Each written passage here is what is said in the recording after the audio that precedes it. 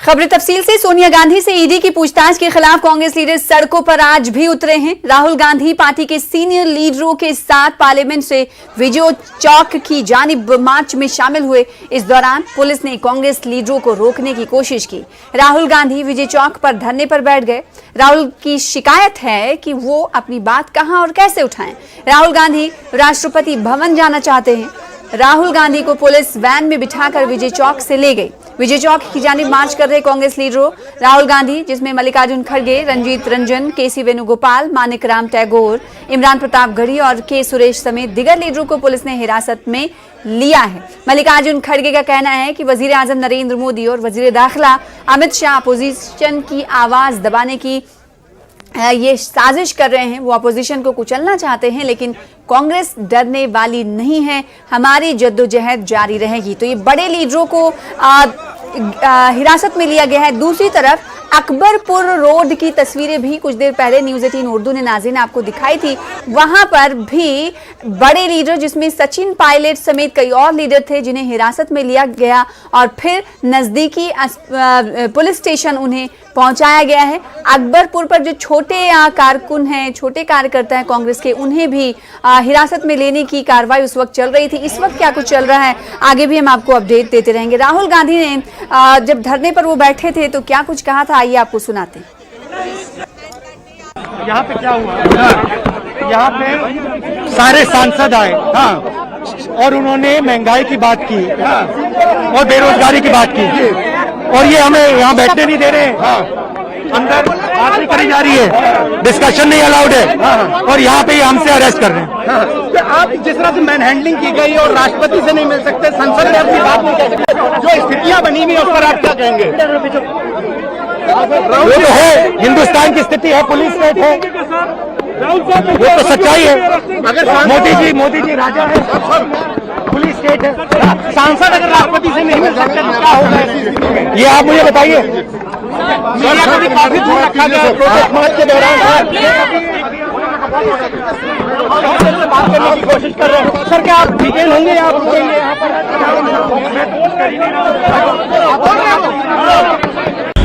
Delhi police are arrested us and they are taking all the MPs of Congress. More than 75 MPs have been detained and they are taking to unknown places. I am joined with my friend I.B. Eden. We were having a peaceful protest to give a petition to the Honorable President of India, and we were brutally attacked by the police, denied all our democratic rights. All the MPs including Rahul ji is arrested and taken to the police station. तो ये कांग्रेस लीडरों का एहतजाज था। जम्मू कश्मीर आपको लिए चलेंगे। बडगाम में PM package मुलाजमीन एहतजाज कर रहे हैं। इनका एहतजाज लगातार जारी है। एहतजाजी मुलाजमीन ने श्रीनगर बडगाम रोड को ब्लॉक कर दिया है। पीएम पैकेज मुलाजमीन का कहना है कि वो खुद को कश्मीर में गैर महफूज तस्वुर कर रहे हैं, लिहाजा उन्हें जम्मू मुंतकिल किया जाए। इन मुलाजमीन ने SC रिजर्व जुमरे की ट्रांसफर पॉलिसी के लिए कमेटी की तश्कील का हवाला देते हुए कहा कि पीएम पैकेज मुलाजमीन के लिए भी ट्रांसफर पॉलिसी होनी चाहिए।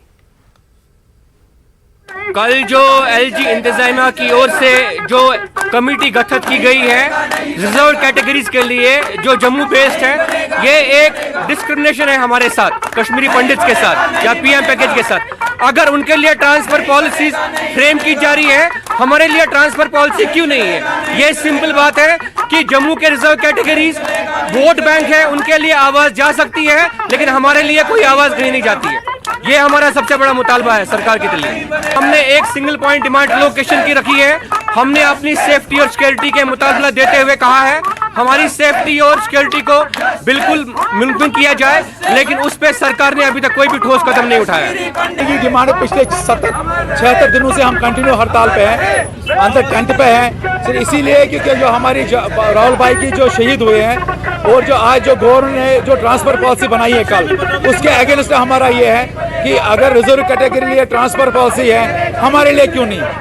जो हमारे बलिदान हुए, हमारे शहीद जो लोग हुए हैं, उनके लिए क्यों नहीं ट्रांसफर पॉलिसी है? और गवर्नमेंट ने जो बातचीत करना जो बंद किया है उसका क्या रीजन है? हमारी कॉलोनीज के अंदर हम पीसफुल प्रोटेस्ट कर रहे थे, बट जब कल ये पता चला कि ट्रांसफर पॉलिसी के लिए कमेटी बनाई गई है हमारे भाइयों के लिए, जब उनके लिए वो बना सकती है तो वो हमारे लिए क्यों नहीं बना सकती? इस चीज़ की डिस्क्रिमिनेशन को लेकर हमको बहुत ज़्यादा ही नाराज़गी है एडमिनिस्ट्रेशन से। हम बिल्कुल उनके खिलाफ नहीं जाना चाहते हैं, बट उनसे आज हम नाराज़गी प्रतीत कर रहे हैं, तभी हम आज सड़क पे आ गए हैं। शेखपुरा बड़गाम में मुकीम जो कश्मीरी पंडित है, जो पीएम पैकेज के तहत यहाँ काम कर रहे हैं, उन्होंने एक मरतबा फिर से एहतजाज किया है। जो ये रास्ता है श्रीनगर बड़गाम रोड, इसे ब्लॉक किया है। आप मेरे पीछे देख सकते हैं ट्रैफिक जाम भी लग चुका है। ये लोग एक बार फिर से सड़क पे आए हैं, एहतजाज कर रहे हैं, इंतजामिया पर निशाना साध रहे हैं। दरअसल ये एहतजाज इसलिए है जो सरकार ने कल जम्मू बेस्ड जो एससी रिजर्व कैटेगरीज के लोग हैं उनके लिए ट्रांसफर पॉलिसी तैयार की है। तो इन लोगों का कहना है कि वो लगातार 75 दिनों से ये मुतालबा कर रहे हैं कि इन्हें ट्रांसफर किया जाए। उन लोगों का कहना है कि अगर जम्मू बेस्ड जो एससी रिजर्व कैटेगरीज के लोग हैं उनके लिए ट्रांसफर पॉलिसी बनाई गई है तो इनके लिए ये पॉलिसी क्यों नहीं है। उन्होंने एक बार फिर से जो इंतजाम है उसके खिलाफ नाराजगी का इजहार करते हुए कहा कि लगातार उनके साथ वादे किए जा रहे हैं लेकिन आज तक वादे वफा नहीं हुए हैं। उन लोगों ने एक बार फिर से सरकार से अपील की है कि जो policy Jammu based SC reserve category के एम्प्लॉयज के लिए बनाई है यही पॉलिसी इनके लिए भी बनाई जाए। न्यूज़ 18 नेटवर्क के लिए शेखपुरा बड़गाम से मैं आबिद हुसैन। उधर जम्मू डिवीजन में आज करगिल विजय दिवस मनाया गया। इस सिलसिले में बलिदान स्तंभ जम्मू में एक तकरीब का इनेकाद किया गया। फौजी अफसरों और साबिक फौजियों ने 1999 में करगिल में दुश्मन से लड़ते हुए अपनी जानों का नजराना पेश करने वाले फौजी जवानों और अफसरों को खराज अकीदत पेश किया। इस मौके पर जम्मू के शहरियों की बड़ी तादाद भी करगिल जंग के हीरोज को याद करने के लिए मौजूद थी। मुकर्रिरीन ने फौज के बहादुर जवानों के किरदार पर रोशनी डाली जिन्होंने पाकिस्तानी फौज को पीछे हटने पर मजबूर किया। इस मौके पर करगिल जंग के दौरान जख्मी होने वाले फौजी जवानों को एजाज से नवाजा गया। आज का प्रोग्राम विशेष तौर पर जंग के उन घायलों के लिए किया गया जो कि स्पेशली एबल्ड हो गए और किसी न किसी ऐसे घाव पर जख्मी हुए जिससे उनका शरीर पूर्ण रूप से दोबारा कभी स्वस्थ नहीं हो सका। उनका योगदान मैं समझता हूँ शहीदों के बराबर ही है। शहीद एक बार शहीद होता है, मुक्ति हो जाती है। ये लोग अपने शरीर की उस कमी को सारा जीवन जीते रहते हैं। 5 सैनिकों को जिन्होंने युद्ध में दुश्मन के साथ लड़ते हुए गोली खाई है उनको हमने बुला के और उनको हमने सम्मानित किया है। ये हम देशभक्ति का जज्बा हर देशवासी के दिल में जगाना चाहते हैं ताकि वो जब भी हमारा नियर फ्यूचर में कोई कन्फ्लिक्ट होता है और जिस प्रकार से पहले हमारे सिविलियन करते रहे हैं कंधे से कंधा जोड़ के आर्मी के साथ में मिलके ये दुश्मन को नेस्तानाबूद करेंगे। करगिल विजय दिवस के मौके पर मध्य प्रदेश में भी करगिल के शहीदों को याद करके उन्हें खराज अकीदत पेश किया गया। करगिल विजय दिवस के मौके पर मध्य प्रदेश में सबसे बड़ी तकरीब का इनेकाद भोपाल शूर्य स्मारक पर मुनक्किद किया गया। वजीर आला शिवराज सिंह चौहान, आर्मी के जवान, भोपाल और दूसरी अहम शख्सियात ने शौर्य स्मारक पहुंचकर करगिल के शहीदों को खराज अकीदत पेश किया। इस मौके पर वजीर आला शिवराज सिंह चौहान ने करगिल के शहीदों को याद करते हुए साबिक पीएम अटल बिहारी वाजपेयी की कुर्बानियों को भी याद किया।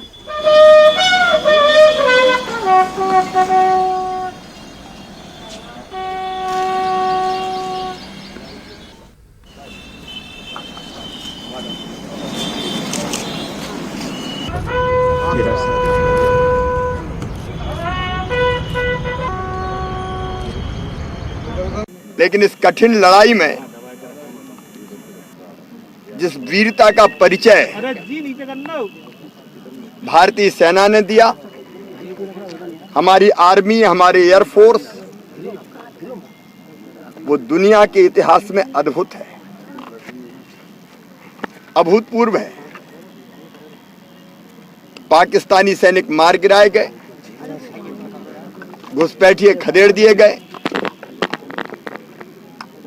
और आज के दिन ही कारगिल विजय हमने पूरी तरह से प्राप्त की थी।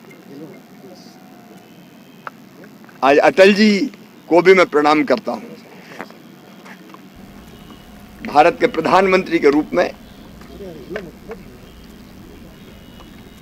वो इस पूरे अभियान को देख रहे थे। आगे बढ़ेंगे। गाजियाबाद में 2 अलग अलग सड़क हादसों में 4 कांवड़ियों की मौत हो गई है। दिल्ली मेरठ एक्सप्रेस वे पर मोटरसाइकिल डिवाइडर से टकरा गई, जिसके नतीजे में इस पर सवार 3 अफराद शदीद जख्मी हो गए। इन्हें अस्पताल ले जाया गया, जहां डॉक्टरों ने इन्हें मुर्दा करार दिया। तीनों का ताल्लुक दिल्ली त्रिलोकपुरी से है। इनकी शनाख्त प्रिंस, जमशेद और राहुल के हैसियत से की गई है। उधर गाजियाबाद थाने के कविनगर इलाके में भी एक कांवड़िए की सड़क हादसे में मौत हुई है।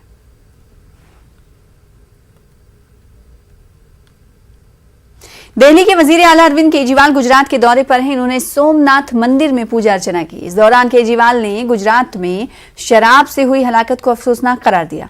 खबर है कि केजरीवाल गुजरात के भावनगर जाएंगे। भावनगर के अस्पताल में जेरे इलाज लोगों से मुलाकात भी करेंगे।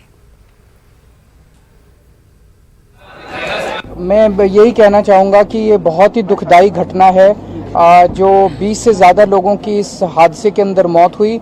भगवान उनकी आत्मा को शांति दे, और जो लोग अभी अस्पताल के अंदर सीरियस हालत में हैं, अपनी ज़िंदगी की जूझ रहे हैं, भगवान उन सब लोगों को बचाए और उनको जीवन प्रदान करे, ऐसी मेरी भगवान से प्रार्थना है। फिलहाल इसी के साथ रुकेंगे छोटे से ब्रेक के लिए। कुछ और खबरों के साथ जल्द लौटेंगे।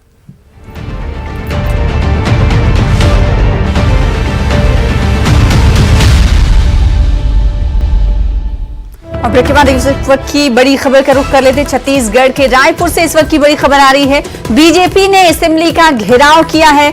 नज्म नस्ख के मुद्दे पर बीजेपी का यह एहतजाज है। तो इस वक्त की बड़ी खबर छत्तीसगढ़ के रायपुर से आपको दे रहे हैं, जहां पर नज्म नस्ख के मुद्दे पर बीजेपी एहतजाज कर रही है। एहतजाजी मुजाहरा करते हुए बीजेपी ने असेंबली का घेराव किया है। इस दौरान पुलिस और बीजेपी कारकुनों के बीच झड़प हुई है। तो छत्तीसगढ़ के रायपुर से बड़ी खबर, बीजेपी ने असेंबली का घेराव किया है। इस वक्त तस्वीरें टीवी स्क्रीन पर आप देख पा रहे हैं, कैसे एक जानिब पुलिस अफसरान दिखाई दे रहे हैं, तो उनके मद्दे मुकाबिल बीजेपी की एहतजाजी मुजाहिरीन हैं, अहलकार हैं जो एहतजाज कर रहे हैं। असेंबली का घेराव उन्होंने कर रखा है। इस बीच पुलिस और बीजेपी कारकुनों के दरमियान झड़प को आप सीधे तौर पर तस्वीरों में देख सकते हैं।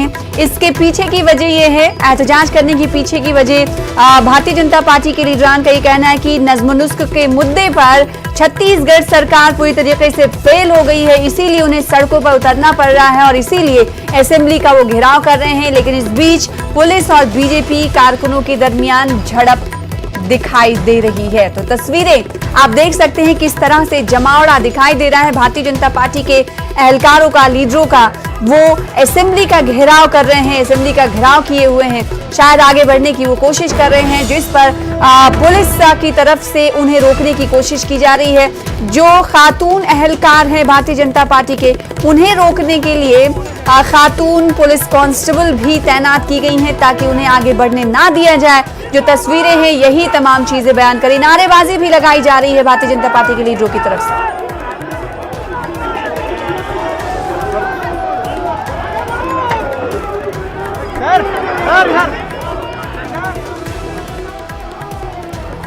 तो यह एहतजाज छत्तीसगढ़ के रायपुर में, जहां पर असेंबली का घेराव भारतीय जनता पार्टी के एहलकार की जानिब से किया जा रहा है। इस बीच डंडे आप देख पा रहे हैं, पुलिस एहलकारों के हाथों में झड़प दिखाई दे रही है भारतीय जनता पार्टी के एहलकार और पुलिस एहलकारों के दरमियान।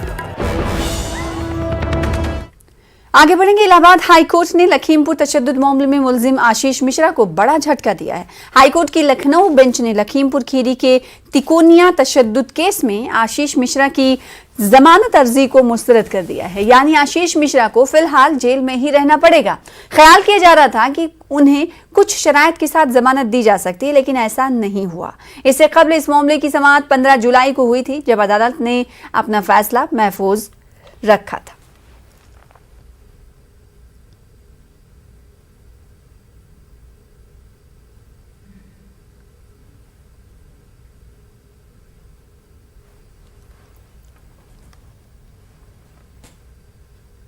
महाराष्ट्र में शिवसेना मुकाबला शिवसेना के बीच महाराष्ट्र के साबिक वजीर आला उद्धव ठाकरे ने सामना को खास इंटरव्यू दिया है। इन्होंने कहा कि जिस शिवसेना ने बाबरी मस्जिद के इन्हदाम की जिम्मेदारी ली, उसी शिवसेना से हिंदुत्व का सर्टिफिकेट मांगा जा रहा है।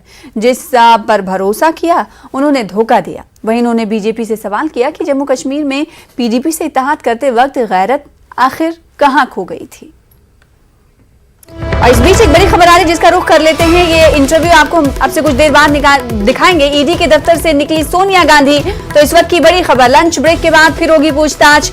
इस वक्त की बड़ी खबर नाज़रीन आपको दे रहे हैं। जैसा कि आप जानते हैं कि आज मुल्क के मुख्तलिफ मकामात पर कांग्रेस के अहलकार एहतजाज कर रहे हैं, सत्याग्रह कर रहे हैं। सत्याग्रह करने की वजह यह है कि सोनिया गांधी से जो ईडी की पूछताछ हो रही है, ईडी के दफ्तर से इस वक्त सोनिया गांधी का काफिला निकलते हुए बाहर की जानिब दिखाई दे रहा है। तस्वीरों में आप देख सकते हैं लंच ब्रेक की वजह से निकली हैं सोनिया गांधी। लंच ब्रेक के बाद फिर सोनिया गांधी से पूछताछ होगी। तो एक तरफ ईडी से पूछताछ सोनिया गांधी की और दूसरी तरफ कांग्रेस लीडरान का सत्याग्रह। आपको अपडेट ये इसलिए हम फराहम कर रहे हैं क्योंकि एक जानिब कांग्रेस के सत्याग्रह जो कर रही है, कांग्रेस के लीडरान जो कर रहे हैं, और उन्हें हिरासत में रखा गया है, नजदीकी पुलिस स्टेशन में ले जाया गया है। उन्हें अभी छोड़ा गया नहीं छोड़ा गया, इस हवाले से हम अपडेट आपको देंगे। लेकिन फिलहाल इस वक्त आप देख पा रहे हैं जो गाड़ियां, काफिला जो आगे की जानिब जा रहा है वो ईडी के दफ्तर से इन्हीं गाड़ियों में मौजूद है सोनिया गांधी। लंच ब्रेक के बाद फिर पूछताछ होगी। तो पूछताछ आज ईडी कर रही है सोनिया गांधी से। लंच ब्रेक हुआ है इसलिए थोड़े से वक्त के लिए उन्हें छोड़ा गया है लंच के लिए। लंच ब्रेक के बाद कहा जा रहा है फिर ईडी पूछताछ करेगी।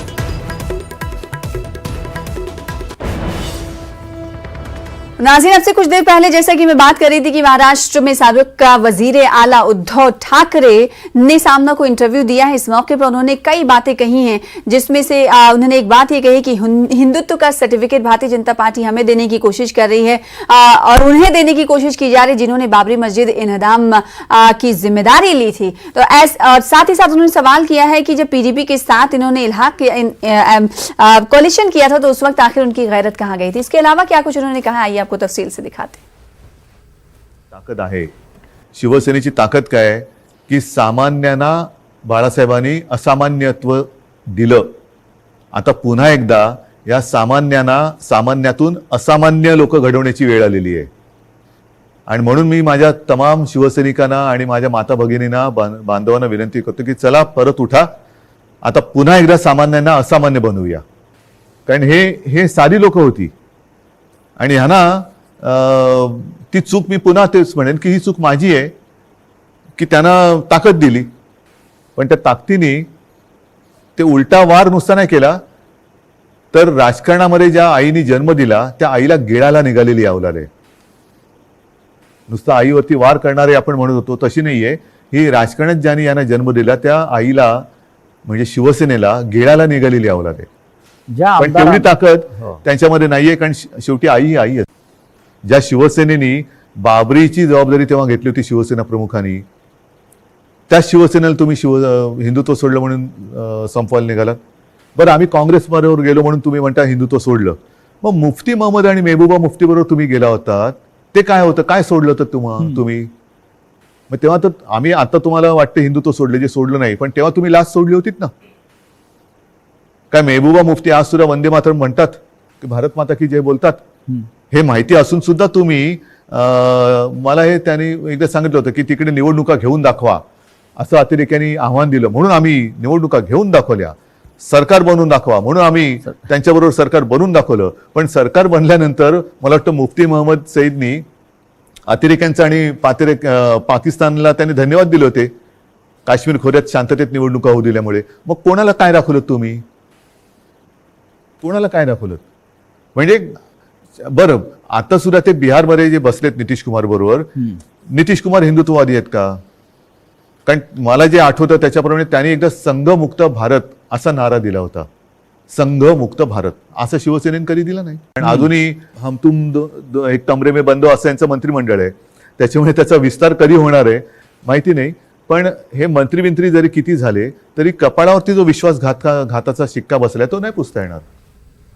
आंध्र प्रदेश के वजीर आला जगन मोहन रेड्डी रियासत में सैलाब से हुई तबाहकारियों का मुसलसल जायजा ले रहे हैं। वो राहत और इमदादी कामों पर निगाह रखे हुए हैं।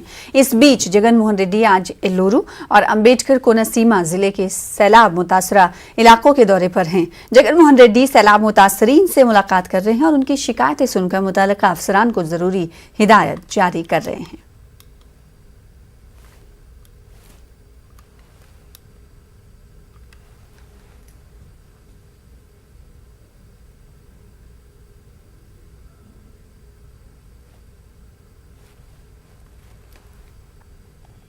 और बुलेटिन में फिलहाल इतना ही। चलते चलते आपको छोड़ जाते हैं क्रिप्टो की समझ के साथ। आदाब।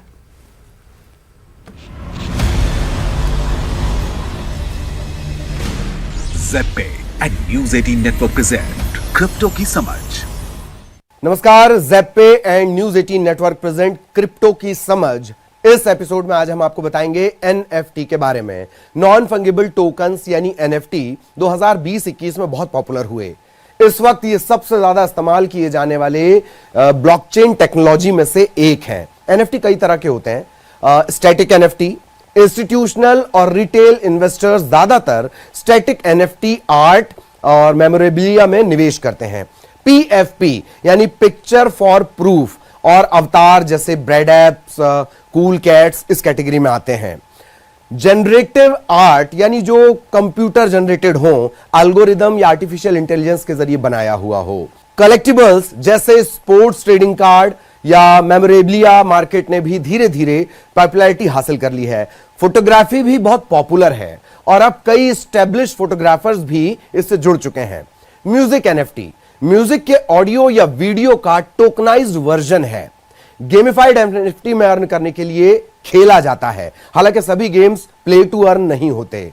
डायनामिक एनएफटीज टेक्नोलॉजिकल एडवांसमेंट्स का सबसे नया जनरेशन है। यह ब्लॉकचेन पर ट्रांसमिट होने वाले रियल वर्ल्ड इवेंट के रिस्पॉन्स में डायनामिकली अडॉप्ट हो जाती है। क्रिप्टो की समझ के इस एपिसोड के लिए आज इतना ही। Take care, good bye.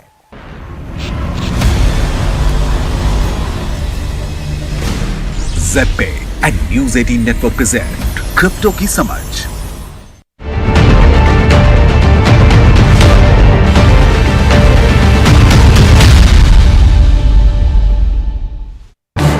इस न्यूज हेडलाइंस के प्रायोजक पेट सफा